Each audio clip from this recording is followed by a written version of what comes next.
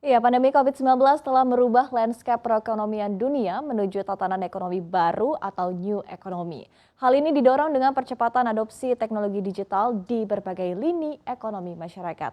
Lantas seperti apa potensi new economy yang berbasis digital ini? Kita akan simak selengkapnya dalam teknologi dan revolusi industri 4.0. Kita lihat di sini di slide yang pertama.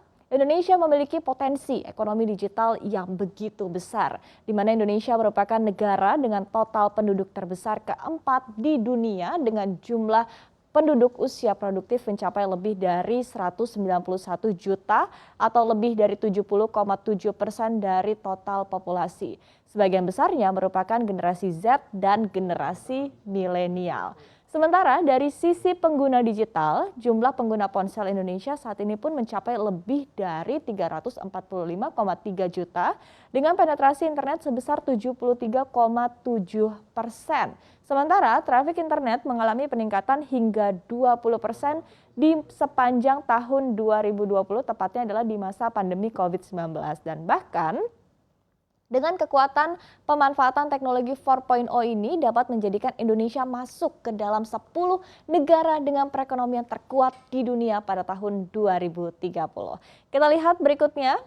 Lalu sejauh apa dan seperti apa perkembangan perusahaan berbasis digital di Indonesia saat ini kita lihat. Jadi per Oktober 2021 Presiden Joko Widodo menyebutkan ya bahwa Indonesia telah memiliki 2.229 perusahaan rintisan atau startup dan bahkan angka ini mungkin sudah meningkat ya saat ini karena kalau kita lihat juga Indonesia bahkan masuk ke dalam negara dengan jumlah startup terbanyak kelima di dunia.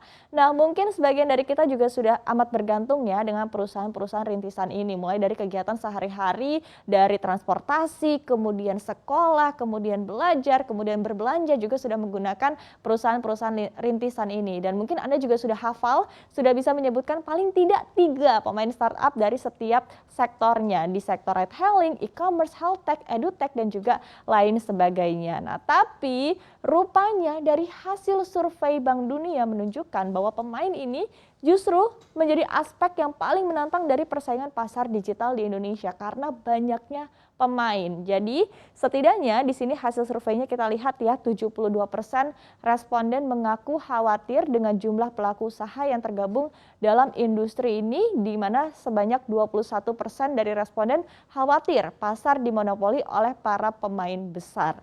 Dan sisanya 7% dari responden menilai tantangan terbesar mereka adalah karena kapasitas informal yang kecil dalam hal kompetisi. Nah, selain itu, dari Bank Indonesia juga tepatnya adalah Bank Dunia juga melihat ya ada 3 gesekan dalam ekonomi digital di Indonesia. Jadi yang pertama adalah gesekan antara pedagang online dan juga offline. Hal ini terjadi karena transisi kebiasaan konsumen dalam hal berbelanja yang biasanya berbelanja online saat ini sudah mulai migrasi, sudah mulai berpindah ke belanja online. Nah, kedua antar pedagang online ya. Jadi yang pertama tadi transisi dari offline ke online, yang kedua antar pedagang online itu sendiri karena jumlah pemainnya yang banyak. Dan yang ketiga adalah antar pekerja dan juga pengusaha. Kita lihat berikutnya. Ya, jadi di satu sisi dukungan pemerintah juga amat sangat diperlukan ya dalam era transisi industri 4.0 ini. Khususnya dalam hal regulasi dan juga pembangunan infrastruktur digital demi menunjang operasional perusahaan digital di dalam negeri. Nah, di tahun ini pemerintah telah menyusun peta jalan atau roadmap pengembangan ekonomi digital untuk periode 2021 sampai dengan 2024. Adapun roadmap ini mencakup 4 sektor strategis yaitu infrastruktur digital, pemerintahan digital, ekonomi digital, dan juga masyarakat digital. Untuk mewujudkan hal ini, pemerintah telah melakukan inovasi kebijakan seperti menerbitkan UU Cipta Kerja atau Ciptaker, meskipun saat ini tengah dilanda masalah begitu ya, tapi nanti kita akan lihat seperti apa keputusannya 2 tahun mendatang, kemudian juga itu maksimal 2 tahun. Kemudian ada juga PP Polster Siar dan juga peraturan Kominfo demi mendorong perluasan dan juga peningkatan kapasitas jaringan telekomunikasi di Indonesia. Nah, kita lihat berikutnya.